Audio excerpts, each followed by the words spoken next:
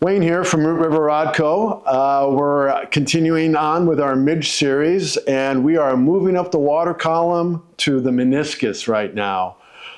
This is where we get into the real fun stuff because we've got fish on the surface, they are rising, we've got bugs in the air, and we need to make a decision of what we're going to put on. How do we make that decision? I know how I do it. I am a big rise form reader. I get so much information from the rise forms that tells me whether the fish are underneath, in, or above the meniscus. It tells me what stage of the insect they're most likely on. And that helps me to make a relatively easy fly choice at that time as to what I think is going to be the predominant form that the fish are focused on. And yeah, so what we're going to do is we're going to, for that situation, we've got rising fish. We need an emerger, and we need a good emerger. And we need one that isn't complicated, and one that's easy to tie, and one that has all the right trigger points without having so much material on the shank that we put the fish off. This particular fly is perfect for that. This is a shuttlecock. It's a fly that's been around for a long time. It should be in everybody's fly box, especially if you're a dry fly guy. It covers a lot of ground. We use them for midges. We use them for mayflies. It's also a good searching pattern if you're a dry fly guy and you just want to cover some water. It works very well for that too. To begin with, again, we attach the thread. You'll notice that all of these flies, the 4 flies we've tied, are all very similar in that we've got a little thread body, a little wire rib, and then up in the thorax area, we've done some manipulation of the materials to create a bulbous thorax that has the wing cases and things like that, which we did with the beadhead emerger.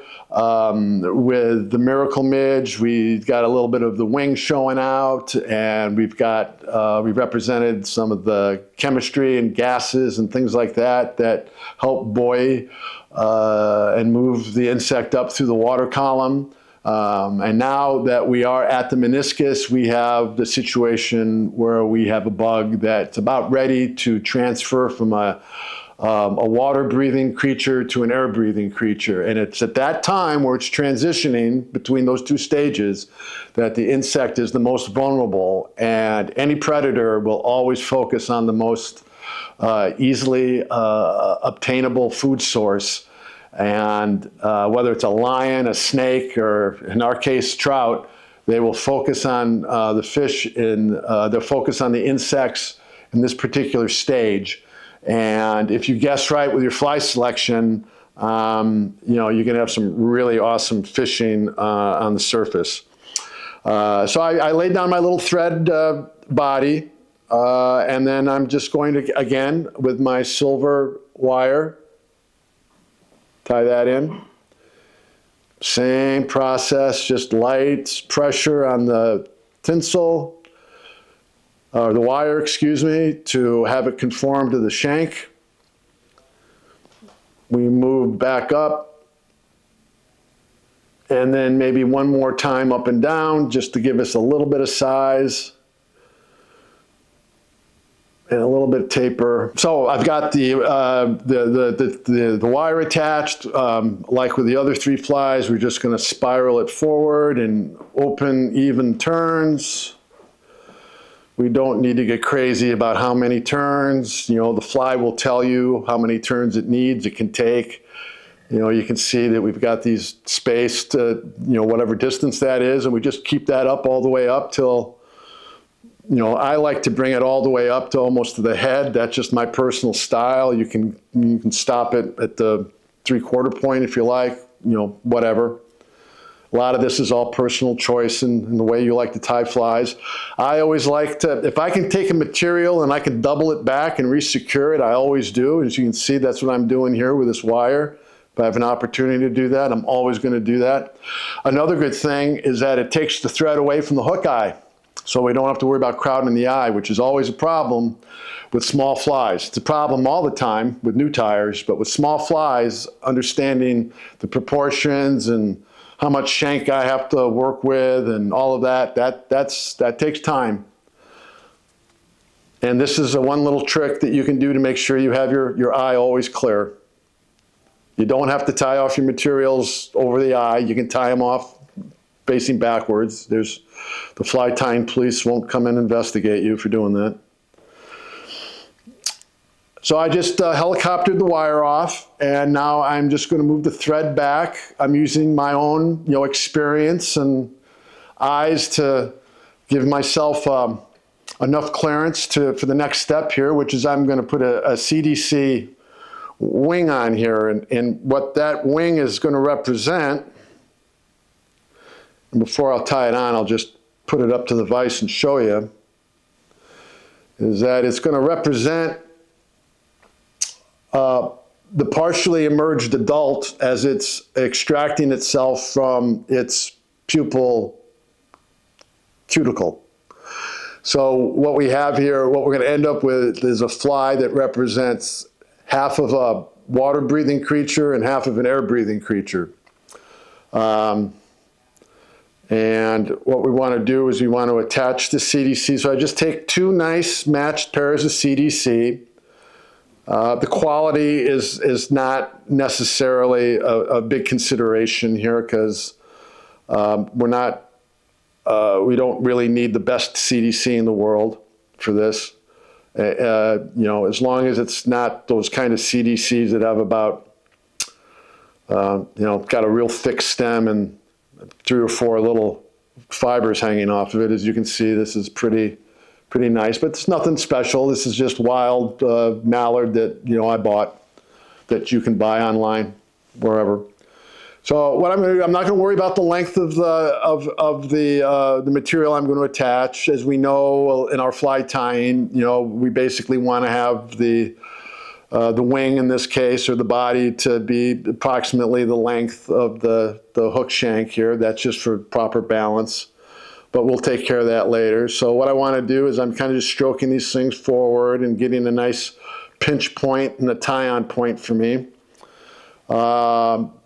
I'm just going to lay that on top, and I'm going to do a pinch wrap, which means I just pull the thread up in between my thumb and forefinger, kind of hold it there. You can see I get a little loop forming, and I let it slide down in between my fingers. And as I pull it off to the side here, and I'm doing that on purpose, because if I pull it off to the side, I know that the thread is going to move down to the shank side. If I pull it straight down, I can get it kind of on the eye, and you can kind of see that, how it kind of crowds the eye a little bit. So on these small flies, it can be kind of important where you apply your thread tension in order to get those materials to lock in on the shank where you want them to. So you can see I did my one wrap here. I'm going to do another wrap on top of it just to secure it. And then I'll just pull back these feathers to see where the eye is. And you see I've got all that eye now to work with to do my whip finish.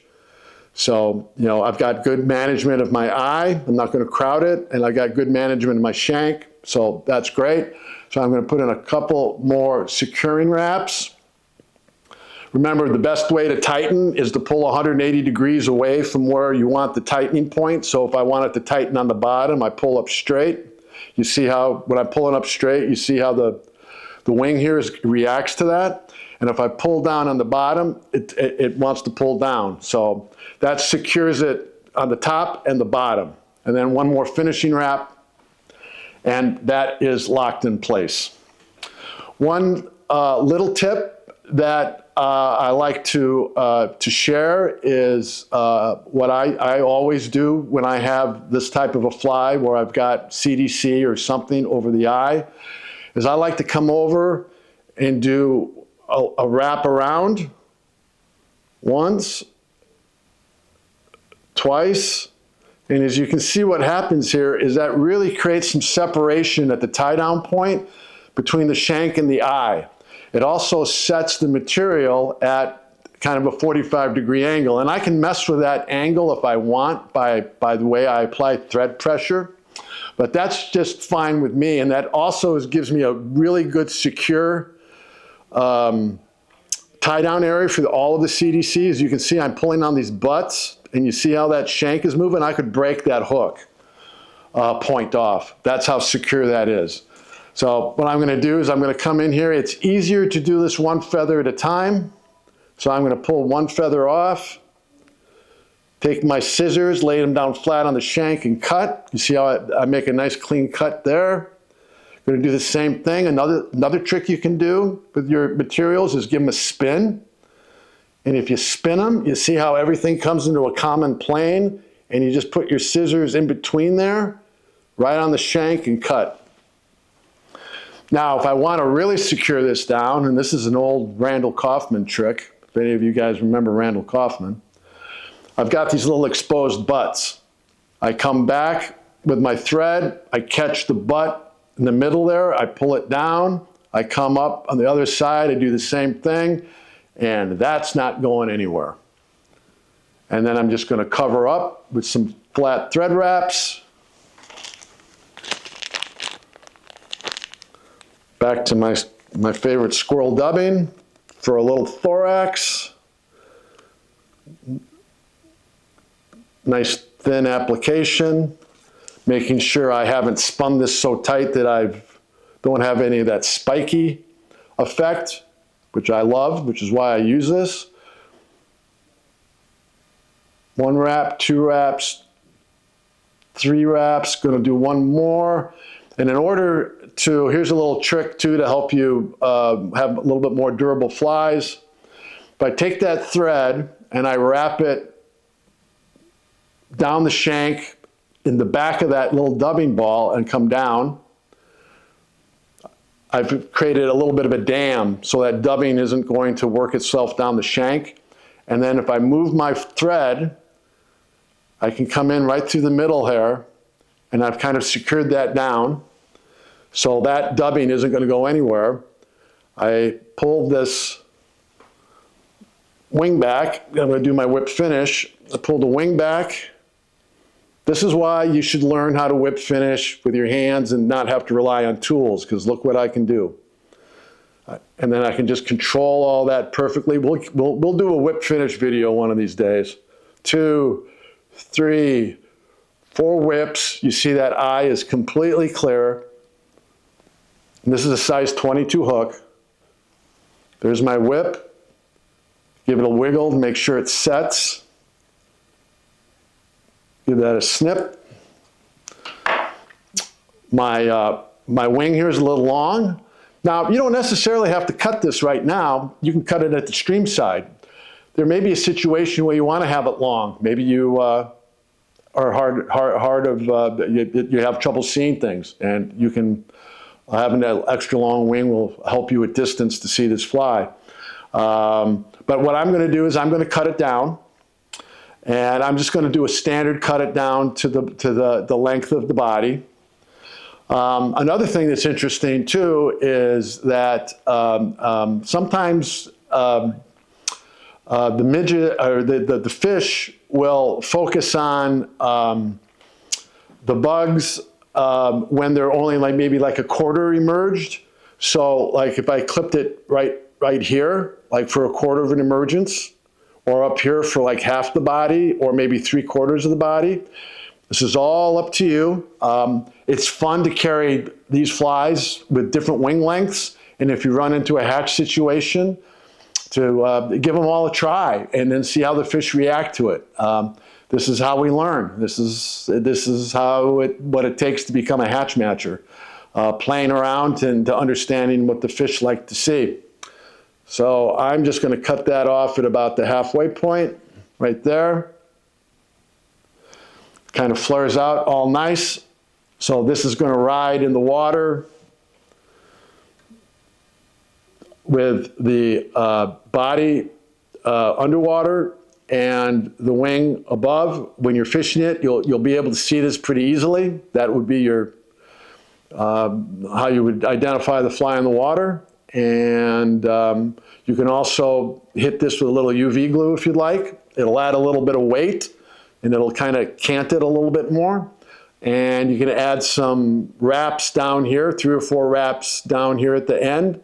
And you can get it to even cant even more. So these are the kind of things you can play with and goof around to entertain yourself on the trout streams, and just to play around with flies and see how fish react to the naturals. And you do that enough and you build up a nice library of experience. And when you run across a hatch a year or 2 from now, you don't need to go through all that mental process.